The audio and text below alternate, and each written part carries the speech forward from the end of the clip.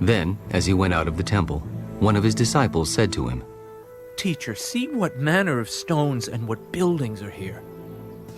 Do you see these great buildings? Not one stone shall be left upon another that shall not be thrown down.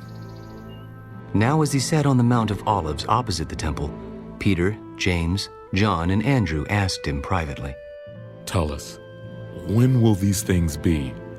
And what will be the sign when all these things will be fulfilled?" And Jesus answering them began to say, Take heed that no one deceives you. For many will come in my name, saying, I am he, and will deceive many. But when you hear of wars and rumors of wars, do not be troubled, for such things must happen, but the end is not yet. For nation will rise against nation, and kingdom against kingdom, and there will be earthquakes in various places, and there will be famines and troubles. These are the beginnings of sorrows. But watch out for yourselves, for they will deliver you up to councils, and you will be beaten in the synagogues. You will be brought before rulers and kings for my sake, for a testimony to them. And the gospel must first be preached to all the nations. But when they arrest you and deliver you up, do not worry beforehand or premeditate what you will speak.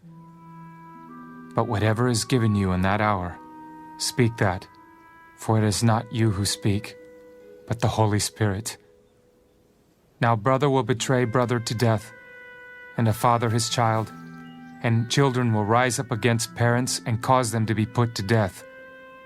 And you will be hated by all for my name's sake. But he who endures to the end shall be saved. So when you see the abomination of desolation spoken of by Daniel the prophet, standing where it ought not, then let those who are in Judea flee to the mountains. Let him who is on the housetop not go down into the house, nor enter to take anything out of his house. And let him who is in the field not go back to get his clothes. But woe to those who are pregnant, and to those who are nursing babies in those days. And pray that your flight may not be in winter. For in those days there will be tribulation, such as has not been since the beginning of the creation which God created until this time, nor ever shall be. And unless the Lord had shortened those days, no flesh would be saved. But for the elect's sake, whom he chose, he shortened the days.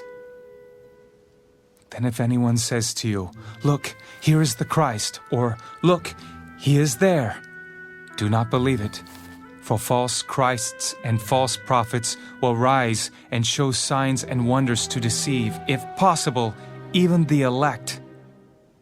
But take heed. See, I have told you all things beforehand. But in those days, after that tribulation, the sun will be darkened, and the moon will not give its light. The stars of heaven will fall, and the powers in the heavens will be shaken. Then they will see the Son of Man coming in the clouds with great power and glory. And then he will send his angels and gather together his elect from the four winds, from the farthest part of earth to the farthest part of heaven. Now learn this parable from the fig tree. When its branch has already become tender and puts forth leaves, you know that summer is near. So you also, when you see these things happening, know that it is near, at the doors. Assuredly I say to you, this generation will by no means pass away till all these things take place. Heaven and earth will pass away, but my words will by no means pass away. But of that day and hour no one knows, not even the angels in heaven, nor the Son, but only the Father. Take heed, watch, and pray, for you do not know when the time is. It is like a man going to a far country, who left his house and gave authority to his servants, and to each his work, and commanded the doorkeeper to watch. Watch, therefore, for you do not know when the master of the house is coming, in the evening, at midnight, at the crowing of the rooster, or in the morning, lest, coming suddenly, he find you sleeping. And what I say to you, I say to all: watch.